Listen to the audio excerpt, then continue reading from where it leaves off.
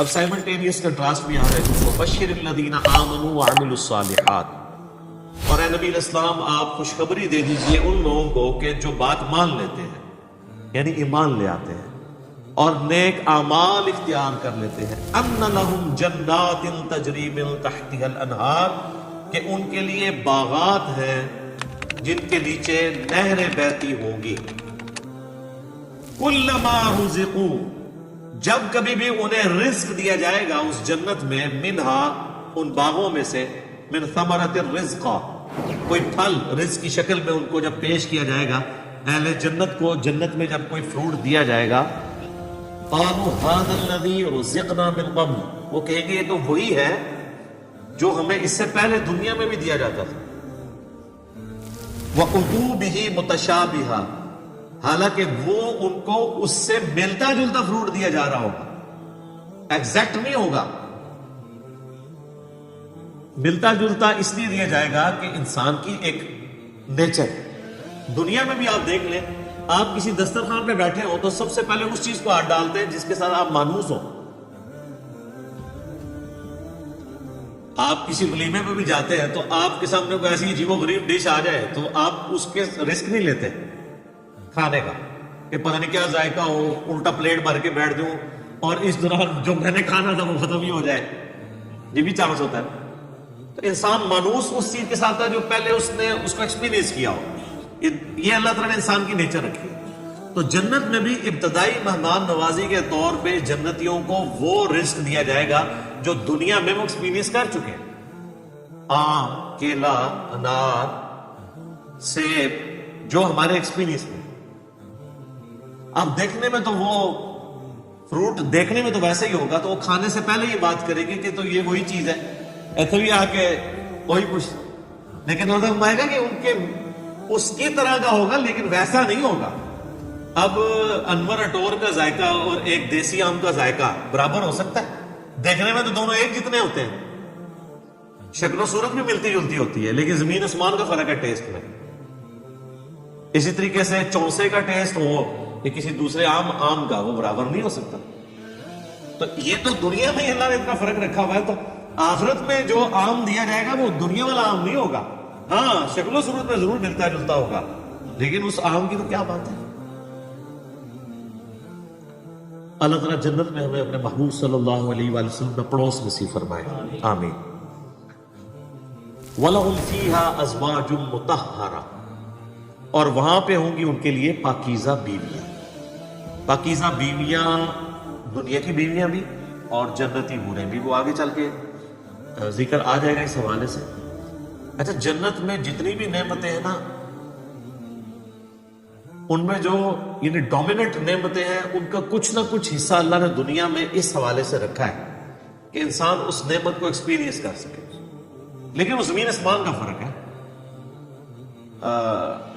لیکن اسی درجے میں ایکسپیرینس کروایا گیا، اور ایکسپیرینس کروایا گیا ہے تو تبھی ان چیزوں میں اٹریکشن ہے، اگر اٹریکشن نہیں ہوگی تو اس کے لیے تمدو کون کرے گا۔ اچھا، اس سے یہ بھی بات پتہ چلی کہ جنت کا لالچ بھی اللہ تعالیٰ خود دے رہا ہے، لہذا یہ جو ڈاکٹرین مشہور کی گئی ہے کہ ہمیں دوزخ کے ڈر کی وجہ سے یا جنت کی لالچ میں عبادت نہیں کرنی چاہیے، اللہ کے لیے کرنی چاہیے، تو یہ بالکل جعلی ڈاکٹرین ہے۔ اس کو مولا علی علیہ السلام کی طرف لوگوں نے منسوخ کر دیا کہ وہ کہتے تھے میں تو اللہ کی عبادت صرف اللہ کے لیے کرتا ہوں، جنت کی جو ہے وہ طلب میں یا دوزخ کے ڈر کی وجہ سے نہیں کرتا۔ اس کے اوپر بھی میرا ایک کلپ ریکارڈڈ موجود ہے کہ یہ ڈاکٹرین صوفیاء نے پیش کی ہے، یہ قرآن کی ڈاکٹرین نہیں ہے، کیونکہ جنت کا جو لالچ ہے اس کے پیچھے لگنا اللہ ہی کی تو اطاعت ہے۔ یہ جنت کا لالچ شیطان نے دیا یا اللہ نے؟ تو اگر آپ جنت کو نگیٹ کرتے ہیں، جنت کا مذاق اڑاتے ہیں یا دوزخ کو ہلکا جانتے ہیں، تو آپ یہ جنت یا دوزخ کو بے عزت نہیں کر رہے ہوں گے، بلکہ آپ اللہ تعالیٰ کے خلاف بغاوت کا علم بلند کر رہے ہیں۔ یہ تو اس نے رکھی ہے نا چیز، یہ ساری لالچیں وہی دیتا ہے۔ یہ وہ لالچ نہیں ہے جو بری بلا ہو، یہ وہ لالچ ہے جس کے لیے انسان کو کوشش کرنی چاہیے۔ قرآن پاک میں درجنوں آیات ہیں، آگے چلیں گے تو یعنی اللہ فرماتا ہے کہ کوشش کرنے والوں کو ایسی جنت کے لیے کوشش کرنی چاہیے، خود اللہ تعالیٰ اس کی طرف ہے۔ تو اسی طریقے سے یعنی جو ایک اللہ تعالیٰ نے سیکس کا جذبہ رکھا ہے انسان کے اندر، اس کا ایکسپیرینس دنیا میں کسی فارم میں کروایا، تبھی جنت کی حوروں کا لالچ دیا جا سکتا ہے۔ اور اسی طریقے سے جو فروٹ ہے اس کا ذائقہ دنیا میں رکھا ہے، جبھی جنت کے فروٹ کا آپ کو لالچ دیا جا سکتا ہے۔ باقی تو بخاری مسلم میں حدیث ہے کہ اللہ تعالیٰ نے جنت میں وہ نعمتیں تیار کر رکھی ہیں جو نہ کسی آنکھ نے دیکھی، نہ کسی کان نے سنی، نہ کبھی کسی کے دل پہ بھی اس کا گمان ہوا۔ وہ تو انمیجنیبل ہے۔ یہ صرف متشابہات ہیں، چیزیں ملتی جلتی چیزیں دنیا میں، صرف بات سمجھانے کے لیے۔ اور دنیا کی نعمتیں تو فنا ہونے والی ہیں، لیکن ان نعمتوں کے ساتھ آ رہے ہیں وَهُمْ فِيهَا خَالِدُونَ، وہ رہیں گے ہمیشہ ہمیشہ اس کے اندر، نہ ختم ہونے والی نعمتیں۔ اچھا دنیا میں کوئی بڑے سے بڑی بھی نعمت ہے نا، وہ اچھی انسان کو لگتی ہے، لیکن جیسے ہی اس کے چھوٹ جانے کا خیال آتا ہے تو دل کے اوپر غم کا غلبہ ہو جاتا ہے، اور جنت میں غم نہیں ہے، اس لیے جنت میں ہمیشہ کی نعمت۔ بخاری مسلم کی حدیث ہے کہ میدان محشر میں لا کے مینڈے کی شکل میں موت کو قتل کیا جائے گا، اور جب بلایا جائے گا تو باقاعدہ ایک یعنی ندا کی جائے گی، جہنمی جو ہے جہنم کے کنارے پہ آ جائیں گے، اس خوشی کی وجہ سے کہ شاید ہمارے نکلنے کے لیے کوئی اب سبب ہونے لگا ہے، اور جنتی جنت کے کنارے پہ آئیں گے اس ڈر کے ساتھ کہ ہمیں کہیں جنت سے نہ نکال دیا جائے۔ تو پھر اللہ تعالیٰ موت کو مینڈے کی شکل میں لا کے وہاں پہ ذبح کرے گا، اور پھر کہا جائے گا کہ جنتیوں کے لیے خوشخبری ہے کہ انہیں کبھی موت نہیں آئے گی، اور دوسری طرف جہنمیوں کے لیے ہمیشہ کا غم ہے کہ ان کو بھی موت نہیں آئے گی۔ قرآن میں آتا ہے سورہ فرقان میں، آج ایک موت نہیں کئی موتیں مانگو، موت نہیں تمہیں آئے گی، ہزاروں موتیں مانگو، موت نہیں آئے گی، کیونکہ موت آ جائے تو پھر تکلیف ختم ہو جائے، لیکن وہاں پہ موت نہیں آئے گی۔ اللہم اجرنا من النار، اللہم اجرنا من النار، اللہم اجرنا من النار، آمین۔ اللہم من احییتہ منا فاحیہ علی الاسلام، ومن توفیتہ منا فتوفہ علی الایمان، آمین۔ صحیح مسلم میں ایک حدیث ہے کہ جب جنتی جنت میں داخل ہونے لگیں گے تو ان کو ایک ندا کی جائے گی، جاتے ہی خوشخبری ملے گی، تمہارے لیے مبارک ہے، آج کے بعد تمہیں کبھی موت نہیں آئے گی، تم ہمیشہ زندہ رہو گے، آج کے بعد تمہیں کبھی بدحالی نہیں آئے گی، تم ہمیشہ خوشحال رہو گے، آج کے بعد تمہیں کبھی بڑھاپا نہیں آئے گا، تم ہمیشہ جوان ہی رہو گے، اور آج کے بعد اللہ تم سے کبھی ناراض نہیں ہوگا، ہمیشہ راضی رہے گا۔ یعنی دنیا میں تو سب سے بڑی اہل ایمان کے لیے ٹینشن ہی یہی ہے کہ میں نے یہ کیا تو ناراض نہ ہو جائے۔ جنت وہ جگہ ہے جہاں کچھ بھی کر لیں اللہ ناراض نہیں ہوگا، ہر وہ چیز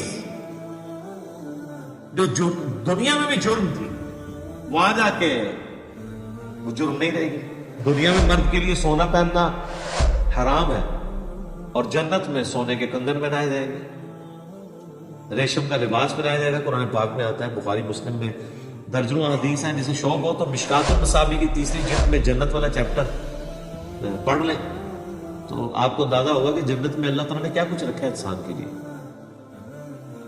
لیکن یہ بات اپنی جگہ ہے، ایک حقیقت ہے کہ جنت پہنچنا بڑا مشکل ہے، یہ سب سے بڑا المیہ ہے۔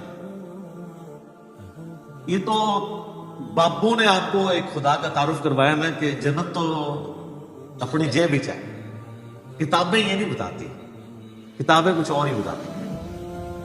صحیح مسلم میں حدیث ہے کہ اللہ تعالیٰ نے جنت کو ناگوار چیزوں سے ڈھانپ رکھا ہے، یعنی جنت تک پہنچنے کے لیے کئی ناگوار چیزوں سے آپ کو گزرنا پڑے گا، پھر جنت آئے گی۔ اور جہنم کو اللہ تعالیٰ نے خوشنما چیزوں سے ڈھانپ رکھا ہے، یعنی ہر اٹریکٹ فل چیز دوزخ کی طرف لے کے چلی جائے گی۔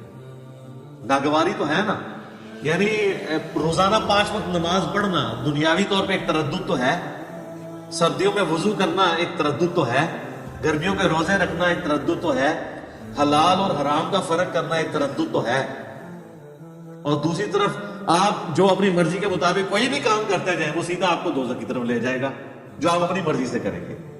اور جو اللہ کی مرضی سے کرنا پڑتا ہے اس میں تردد تو ہے، ظاہر و نفس کے خلاف ہے. یہ مسلم شریف کی حدیث کمال حدیث ہے کہ جنت ناگوار چیزوں سے ڈھانپی ہوئی ہے اور جہنم خوشنما چیزوں سے. اس کی ایکسپلینیشن جامع ترمذی میں، سنن ابی داؤد میں، سنن نسائی اور ابن ماجہ میں ہے کہ جب اللہ تعالیٰ نے جنت کو پیدا کیا تو حضرت جبرائیل علیہ السلام سے کہا کہ جائیں جنت کو جا کے وزٹ کریں کہ میں نے کیسی رہنے کی جگہ بنائی ہے. جب حضرت جبرائیل علیہ السلام جنت گئے اور اس کی خوبصورتی دیکھی تو اللہ تعالیٰ نے کہا کہ جبرائیل کیسا پایا جنت کو؟ انہوں نے کہا اللہ تیری عزت کی قسم کوئی بندہ ایسا نہیں ہوگا جو اس میں جانے کے لیے جان داڑ کی بازی نہ لگا دے. کیا زبردست جگہ تُو نے بنائی ہے. اللہ نے فرمایا اچھا. اللہ تعالیٰ نے جنت کو ناگوار چیزوں سے ڈھانپ دیا، جو مسلم شریف کی حدیث ہے، اور کہا آپ جا کے ذرا جنت کو دیکھو. جب وہ دیکھ کے آیا تو انہوں نے کہا تیری عزت کی قسم مجھے نہیں لگتا کوئی بندہ جنت میں جانے میں کامیاب ہوگا، اتنا مشکل ہے. سر یہ ہے کتابوں کا خدا. یہاں کہتے ہیں نہیں جناب ایک دفعہ بھی پڑھ لا، ایک دفعہ بھی پڑھ لا، ایک پھیرا ہی لگے گا. اور سورہ فرقان میں اللہ تعالیٰ فرماتا ہے کہ جہنم ہمیشہ رہنے کے لیے بھی بری جگہ ہے اور ایک لمحے کے لیے رہنے کے لیے بھی بری جگہ. آپ لاکھ کہتے رہے کہ پھیرا لگے گا. اچھا یہ پھیرا بھی اس لیے ہم کہتے ہیں کہ ہم نے کبھی اس پھیرے کو امیجن نہیں کیا، آپ کو ادھر بیٹھے بیٹھے امیجن کروا دیتے ہیں. اگر کسی شخص کو یہ کہا جائے کہ ایک فجر کی نماز چھوڑنے میں آپ کو فجر سے ظہر تک ایک ایسے کمرے میں وقت گزارنا پڑے گا جو 10 بائی 10 فٹ کا ہوگا، اس میں 100 کوبرا سانپ ہوں گے، 100 بچھو ہوں گے، 100 اژدہے ہوں گے، لیکن صرف فجر سے زور تک بس، تو کوئی امیجن بھی کر سکتا ہے اس کو؟ وہ ان سانپوں کو تو آپ مار بھی سکتے ہیں، تو جہنم کے سانپ کے بارے میں کوئی سوچ بھی سکتا ہے؟ چونکہ ہم نے امیجن نہیں کیا ہوتا اس لیے ایک پھیرے کی بات کرتے ہیں. اور یہ تو بہت بڑی میں نے مثال دی ہے. اگر کسی شخص کو کہا جائے نا کہ فجر کی نماز چھوڑنے میں فجر سے زور تک آپ کو صرف ایک موم بتی کا کوئی چھوٹا سا جو فلیم ہوتا ہے نا اس کے اوپر یوں ہاتھ رکھنا پڑے گا فجر سے زور تک، سر 10 سیکنڈ نہیں کو رکھ سکتے. تو یہ کہنا آسان ہے پھیرے والی بات. اچھا وہ جو ترمذی ابو داؤد نسائی ابن ماجہ کی حدیث ہے نا، اس میں آگے آتا ہے کہ پھر اللہ تعالیٰ نے حضرت جبرائیل سے کہا کہ جہنم جب پیدا کی فرمایا جہنم کو جا کے دیکھو.